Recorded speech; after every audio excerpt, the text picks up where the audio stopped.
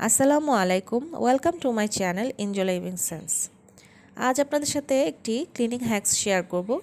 সেটি হলো গ্যাসের চুলা পরিষ্কার এবং উইকলি ক্লিনিং রুটিন। আমরা গ্যাসের চুলায় সবসময় রান্না করার ফলে তেল এবং গ্রিস নানানভাবে রান্নাঘরে সেট হয়ে যায়, কিন্তু সেগুলো পরিষ্কার করা খুব কঠিন হয়ে যায়। আজ আপনাদের সাথে সেই ভিডিও শেয়ার করব কিভাবে উইকলি গ্যাসের চুলা, চিমনি এবং গ্যাসের চুলার বিভিন্ন অংশগুলো ভালো করে ডিপ ক্লিনিং করা যায়।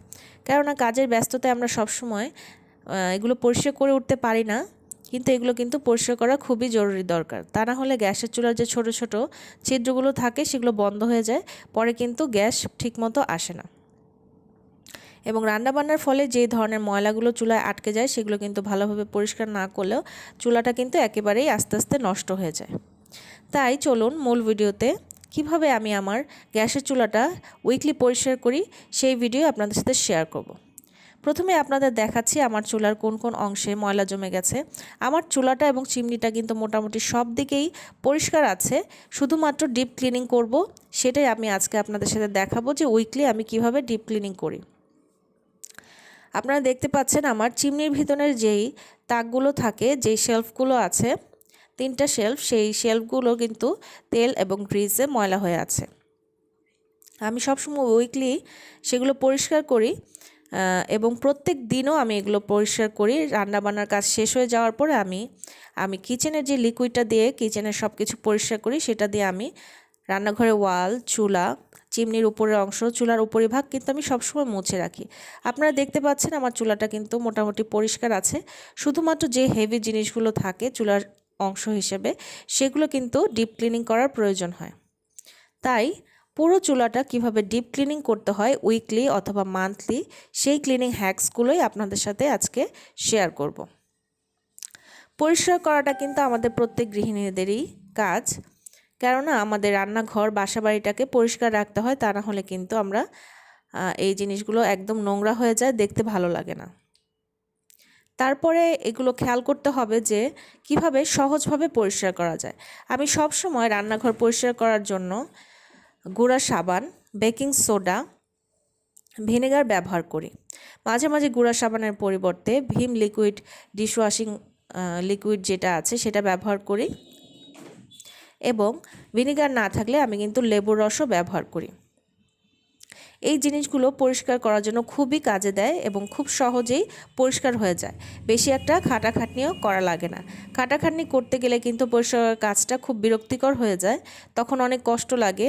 নানান ব্যস্ততায় কিন্তু আমরা পরিষ্কার করে উঠতে পারি না, তখন কিন্তু আমরা এই জিনিসগুলো ব্যবহার করে আমাদের পরিষ্কারের কাজটি খুব সহজ করে নিতে পারি। কর্মব্যস্ত নারীদের জন্য পরিষ্কার করার কাজটা খুব কঠিন, তার কারণ রান্নাবান্না, ঘর গোছানোতেই আমাদের অনেকটা সময় লেগে যায়। ব্যস্ততার কাজের সময় আমরা কিন্তু এই কাজগুলোই ভালোভাবে করে উঠতে পারি না। তার উপরে আবার ঘরবাড়ি পরিষ্কার করাটা বাড়তি একটা ঝামেলা মনে হয়। তাই এমন কিছু জিনিস আমাদের ট্রিক্স হিসেবে ব্যবহার করা উচিত, যাতে করে পরিষ্কার করা ঝামেলাটা খুব সহজ হয়ে যায় এবং খুব কম সময়ের মধ্যেই পরিষ্কার করা কাজগুলো শেষ হয়ে যায়। যেমন সাপ্তাহিক যেই দিনটি আমাদের কাছে মনে হবে আজ আগামী দিনটি আমরা ফ্রি আছি, তার আগের দিন রাত্রেবেলা রান্নাবান্নার কাজ শেষ হওয়ার পরে আমরা চুলার সমস্ত অংশগুলো খুলে এরকম বড় একটি ডিশে বেকিং সোডা, ভিনেগার, গুঁড়া সাবানের পরিবর্তে আপনারা ভিম লিকুইড দিতে পারেন। এখন আমি দিয়ে দিচ্ছি ভিনেগার। এখন এর সাথে আমি পানি মিক্স করে নেব, এবং সেই পানি মিক্স করার পরে আমি চিমনির ভিতরে যে শেলফগুলো থাকে সেগুলো আমি ডুবিয়ে রাখবো সারা রাত। এই কাজটি আপনাদের বিকালেও করতে পারেন অথবা রান্নাবান্না শেষ হলে রাত্রেবেলা খাওয়া দাওয়ার পরও করে রাখতে পারেন। আমি চিমনির এই শেলফগুলো সন্ধ্যাতেই ভিজিয়ে রাখছি, আর চুলার যে অংশগুলো থাকবে ওগুলো আমি রাতের খাওয়া দাওয়ার পর ভিজিয়ে রাখি। আপনারা রাতের খাওয়া দাওয়ার সমস্ত ঝামেলা শেষ করে, রান্নাবান্নার কাজগুলো শেষ করে এবং রান্নাঘরটি গুছিয়ে তারপরে এই ক্লিনিংয়ের কাজটি শুরু করতে পারেন। অর্থাৎ সারা রাত্রি ভিজিয়ে রাখলেই সকালবেলায় উঠে জাস্ট একটু হালকা ঘষে নিয়ে পরিষ্কার করে নিলেই দেখবেন একদম চকচকে হয়ে গেছে। আমি এই লিকুইডটার মধ্যে আরও পানি মিক্স করেছি। এখন আমি চিমনির যে শেলগুলো আছে এগুলো এই লিকুইডের মধ্যে ভিজিয়ে রাখবো। শুধু রান্না খাওয়া দাওয়া ঘর গোছালেই কিন্তু হয় না, আমাদের গৃহিণীদের আরও অনেক কাজ করতে হয়। বাসাবাড়ি পরিষ্কার, রান্নাঘর পরিষ্কার, বাথরুম পরিষ্কার মতো কঠিন কাজগুলো আমাদের করতে হয়। কাজের লোক থাকুক বা না থাকুক, আমাদের ভালোবাসার ঘরটিকে কিন্তু আমাদের সবসময় গুছিয়ে রাখতে মন চায় এবং পরিষ্কার রাখতে মনে চায়। ব্যস্ততার কারণেই হোক বা অনিচ্ছার কারণেই হোক বা নানা রকম ঝামেলার কারণেই হোক, পরিষ্কার করার কাজটি কিন্তু আমাদের সবসময় করা হয়ে ওঠে না। তাই আমরা এইভাবে সবসময় পরিষ্কারের কাজগুলো করতে পারি একটু সময় ধরে ধরে। আমি শেলফগুলো ভিজিয়ে নেওয়ার পরে দেখলাম যে পানিটা কম হয়েছে, তাই আমি আবারও কিছু পানি অ্যাড করে নিলাম এই ডিশের মধ্যে। যেই পরিমাণের আমি বেকিং সোডা, ভিনেগার এবং গুঁড়া সাবান দিয়েছি, তাতে করেও কিন্তু এই পানিগুলো তো হয়ে যাবে। আপনাদের কাছে পাতলা মনে হলে আপনারা আরও কিছু দিয়ে নিতে পারেন, বেকিং সোডা, ভিনেগার, গুঁড়া সাবান বা ভিম লিকুইড। এরপরে আমি শেলফগুলো ভিজিয়ে নিলাম। এতে করে কিন্তু ভিতরে তেল, চর্বি, ময়লাগুলো একদমই নরম হয়ে যাবে। শুধুমাত্র পরের দিন একটু ঘষা দিলে নেই, তারপরেই পরিষ্কার হয়ে যাবে। আর চিমনির ভিতরে যে মেশিনগুলো থাকে সেগুলো কিন্তু তেল গ্রিজে ভরা থাকে, এগুলো কিন্তু পরিষ্কার করা যায় না আলাদা করে, এগুলো কিন্তু উপর দিয়ে শুধু মুছে নিতে হয়, তার কারণ এগুলোর ভিতরে পানি ঢুকলে এগুলো কিন্তু নষ্ট হয়ে যাবে। এখন আমি রাতের বেলা রান্না খাওয়া দাওয়ার পর আমি চুলার ভিতরে যত অংশগুলো ছিল, বাকি যে পার্টসগুলো, সেগুলো আমি খুলে নিয়েছি। তারপরে আমি একদম ভিতরের যে অংশগুলো ছিল সেগুলোও খুলে নিয়েছি। এখন আমি এই চুলার উপরিভাগের এই অংশগুলো, ময়লাগুলোর মধ্যে আমি আমার কিচেন টিপস ভিডিওগুলোর মধ্যে একটি লিকুইড বানানো দেখিয়েছিলাম, সেটিও বেকিং সোডা, ভিনেগার এবং ভিম লিকুইড দিয়ে একটি মিক্স আমি তৈরি করেছিলাম। সেরকম একটি মিক্স তৈরি করে আমি পুরো চুলার উপরের অংশগুলোতে এটা হালকা করে ভিজিয়ে রাখবো, তাহলে ওই ময়লাগুলোও কিন্তু নরম হয়ে যাবে।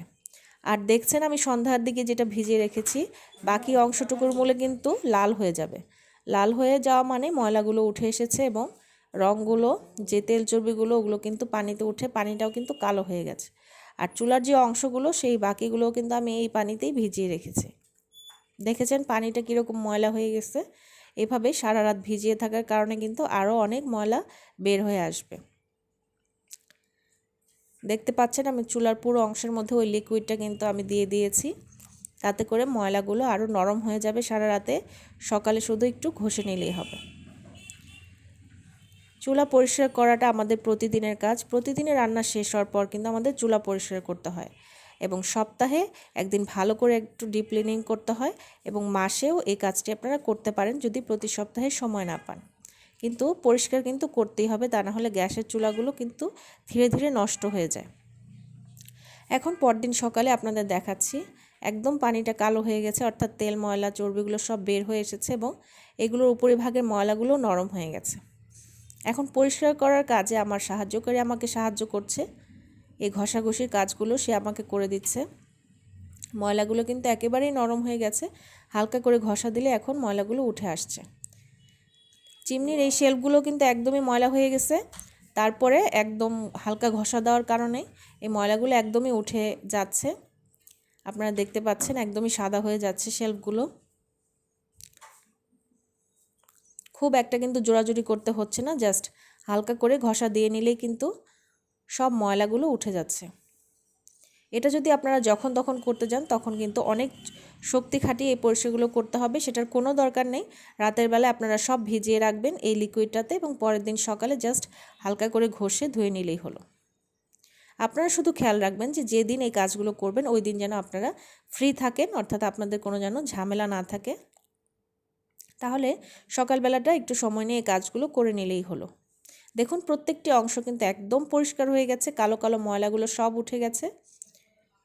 এটা আমার অনেক বছরের পুরনো চুলা, তারপরেও দেখুন আমি যেহেতু উইকলি এবং মান্থলি এটি পরিষ্কার করি, ডিপ ক্লিনিং করি, তাতে করে কিন্তু প্রত্যেকটি অংশ এখনও চকচকে রয়ে গেছে। এইভাবে আপনারা প্রতি সপ্তাহে এবং সময় না পেলে প্রতি মাসে একবার করে এভাবে ডিপ ক্লিনিং করবেন, তাতে করে দেখবেন আপনার রান্নাঘরের চুলাটা এবং চিমনিটা যদি পরিষ্কার থাকে আপনার কিন্তু অনেক ভালো লাগবে, কাজ করতেও অনেক ভালো লাগবে এবং চুলাগুলো অনেক টেকসই হবে, ময়লা হবে না, দেখতেও ভালো লাগবে এবং সবসময় নতুনের মতো চকচকে থাকবে। এবং রান্নাঘরে যে রান্না করার ফলে যে তেল গ্রিস হওয়ার ফলে রান্নাঘরটা আঠা আঠা হয়ে যায়, সেটিও কিন্তু আর হবে না। আপনার রান্নাঘরের উপরিভাগের অংশ, প্রত্যেকটি রান্নাঘরের অংশ এবং মেঝেও আপনারা এই লিকুইডটা দিয়ে মুছে ফেলবেন। মুছে ফেলার ফলে আপনারা দেখবেন যে রান্নাঘরটাও একদম চকচকে থাকবে এবং পরিষ্কার থাকবে এবং কোনো রকমের আঠা আঠাও হবে না। এখন সব কিছু পরিষ্কার করে নেওয়ার পরে আমি জিনিসগুলো লাগিয়ে নিচ্ছি। রান্নাঘরের প্রত্যেকটি জিনিস আমি লাগিয়ে নিচ্ছি। লাগিয়ে নেওয়ার পরে দেখতে পারবেন যে প্রত্যেকটা কতটা পরিষ্কার হয়ে গেছে। দেখুন আমার এই স্ট্যান্ডটাও কিন্তু একদম পরিষ্কার হয়ে গেছে এবং আমি চুলার যেই মেইন আগুন জ্বালানোর যে অংশটা সেটাও লাগিয়ে নিলাম, বটনগুলো লাগিয়ে নিলাম। এবং আশা করি আজকের আমার এই গ্যাসের চুলা পরিষ্কার এবং চিমনি পরিষ্কারের উইকলি ক্লিনিং রুটিনটা আপনাদের ভালো লেগেছে। আপনারাও কিন্তু একটু সময় বের করে প্রতি সপ্তাহে অথবা মাসে এইভাবে আপনাদের রান্নাঘরে এই অংশটুকু পরিষ্কার করে নিতে পারেন এবং খুব সহজেই এই কাজটি করে নিতে পারেন।